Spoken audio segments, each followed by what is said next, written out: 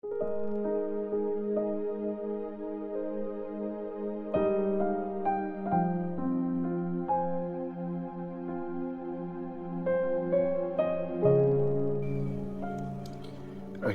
chapter 31.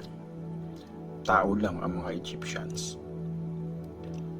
Kawawa kayo mga pumupunta sa Egypt para humingi ng tulong, mga nagtitiwala sa mga kabayo, umaasa sa mga chariots kasi madami sila, at sa mga sundalong nakakabayo kasi napakalakas nila. Pero sa banal na Diyos ng Israel, di nagtitiwala. Si Lord, di man lang kausapin. Matalino si Lord at nagpapadala ng kaguluhan.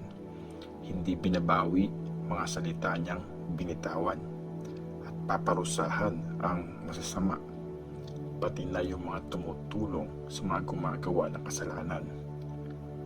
Mga tao ang mga Egyptians, di sila Diyos, at mga laman lang ang kanilang kabayo, hindi mga espiritu. Pag nilapat na ni Lord ang kamay niya para magparusa, babagsak ang tumulong at matutumba ang tinulungan, at pareho silang mawawasak.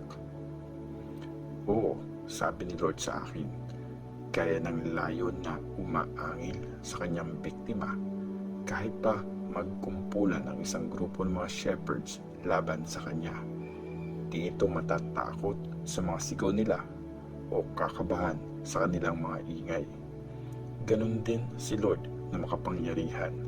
Sa Mount Zion at sa burol nito, bababa para lumaban. Kaya ng ibon na paikot-ikot na lumilipad sa pugad, ganon iingatan ni Lord na makapangyarihan ang Jerusalem. Poprotect niya ito at ililigtas, aalagaan at tutulungan. Magbalik loob. Magbalik loob kayo, o bayang Israel. Nagrebelde kayo ng matindi sa Kanya. Sa araw na yon, itatapon niyo ang mga Diyos-Diyosan niyong silver at gold na gawa ng makasalanan niyong mga kamay. Mamamatay ang mga Assyrian sa espadang hindi tao ang may hawak, espadang di tao ang may gamit. Ang sa kanila ay wawasak. Ito ay kanilang susubukang takasan, pero magiging alipin ang mga sundalong kabataan.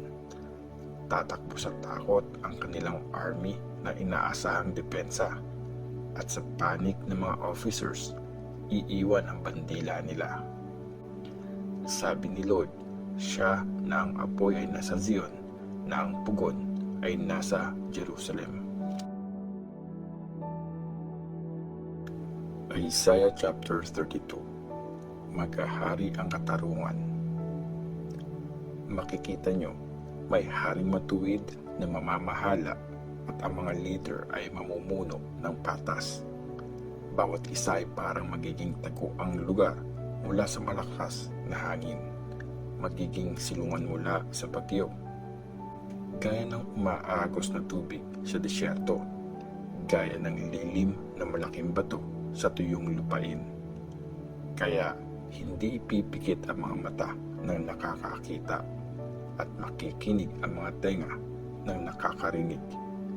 Matututo mag-isip ng tama ang mga padalos-dalos, at ang mga nabubulol makakapagsalita ng maayos. Ang mga bobo di na tatawaging marangal. Ang mga tiwali di na ituturing na kagalang-galang. Kabubuhan talaga ang sinasabi ng bobo, at ang iniisip niya, gumawa ng kasalanan para magkunwari, magsinungaling tungkol kay Lord. Hayaang magutom ang walang makain, at bibigyan ng inumin ang nauuhaw. Masama ang kalokohan ng manloloko. Pinapalak niya mga masamang gawain para siraan ang mahihirap sa mga kasinungalingan niya. Kahit tama ang pinaglaban ng mga dukha, pero ang taong marangal nagpaplano ng bagay na mararangal, at gagawin ang mga bagay na kahanga-hanga. Hatol at pag-aayos. Makinig kayo, mga babaeng paisi-isi lang sa buhay. Kaya mga babaeng walang inaalala, pakinggan nyo ang sasabihin ko. Mga ilang araw lang pagkatapos ng isang taon, manginginig kayo, mga babaeng walang inaalala, dahil wala kayong aanihing mga ubas, wala kayong bungang mapipitas. Manginig kayo mga babaeng paisisi lang, mga tug kayong mga walang inaalala. Hubaran nyo ang inyong mga sarili at mga sakong damit panluksa ang inyong suotin.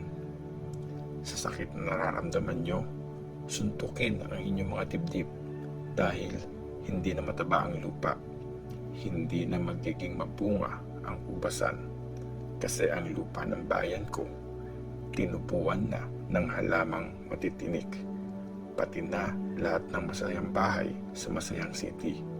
Iyakan nyo din. Tunay nga na ang palasyo ay mapapabayaan, ang mataong city ay iiwanan. Ang lugar na napapalibutan ng depensa at tower dito, magiging kuweba sa napakahabang panahon. Magiging playground yun ng mga wild na donkey, at ang mga tupa gagala dun. Mangyayari ang lahat ng ito hanggang ibuo sa atin ng Diyos ang Espiritu niya, at maging mabungang bukid ang desert, at ang mabungang bukid maging saganang gubat. Tapos ang katarungan maninirahan sa desert, at titira sa mabungang bukid ang pagiging matuwid. Kapayapaan ang bunga ng pagiging matuwid, at ang resulta nito ay katahimikan at kaayusan sa napakahabang panahon. Titira ang bayan ko sa mapayapang tahanan, sa ligtas na tirahan at sa tahimik na pahingahan. Kahit pa mapatag ng bagyo ng yelo ang mga gubat, at ang city mawasak ng tuluyan.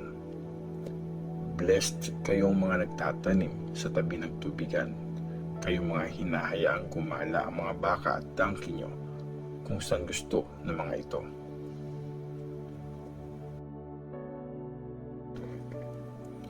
Isaiah chapter 33. Si Lord at ang mga nang-aapi. Kawawa ka, ikaw namang wawasak na hindi pa nawawasak. Manloloko ka at wala pang nanloko sa'yo. Pag natapos ka ng mangwasak, ikaw naman ang wawasakin. At pagtapos ka na sa panloloko mo, ikaw naman ang lolokohin. Lord, maging mabait ka sa amin. Umaasa kami sa iyo. Ikaw ang maging lakas namin sa araw-araw, ang magliligtas sa amin sa oras ng kaguluhan. Sa malakas na boses mo, mga bayan ay nagtatakbuhan.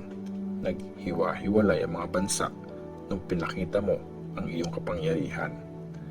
Kinather ang mga nasamsam gaya ng pag-gather ng uod, gaya ng paglimas ng mga insektong locust sa pananim. Walang tinira ang mga tao. Si Lord ang pinakamagaling, sa katas-taasan siya nakatira. Pupunuin niya ang Zion ng katarungan at pagiging matuwid. Siya ang bahala sa buhay at kayamanan nyo.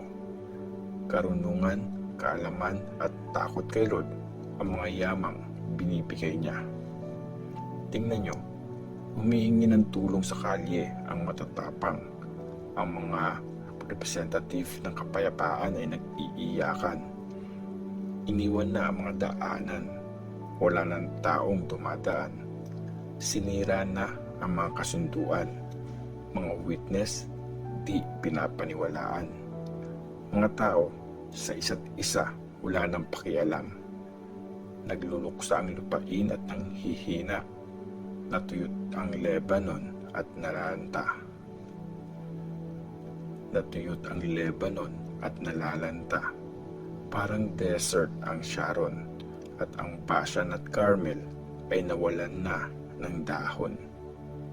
Ngayon, babangon na ako, sabi ni Lord. Ngayon, kikilos na. Papakita ko ang kapangyarihan ko. Naglilihi kayo ng iba, dayami ang pinapanganak nyo.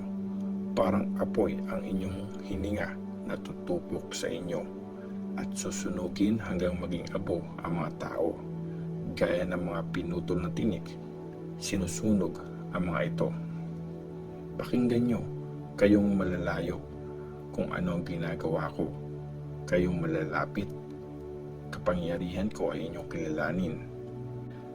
Takot ang mga makasalanang taga-Zion, nanginginig na ang mga walang Diyos.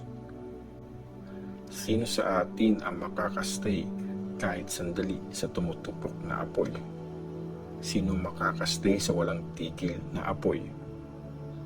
Ang taong namumuhay ng matuwid at nagsasabi ng totoo, ayaw na ayaw mang api, para lang may mapala, hindi tumatanggap ng suhol. Hindi nakikinig sa mga nagpaplanong pumatay at inaalis ang paningin sa masama. Ang ganong tao ay titira sa itaas. Matibay ang takbuhan niya para maging safe.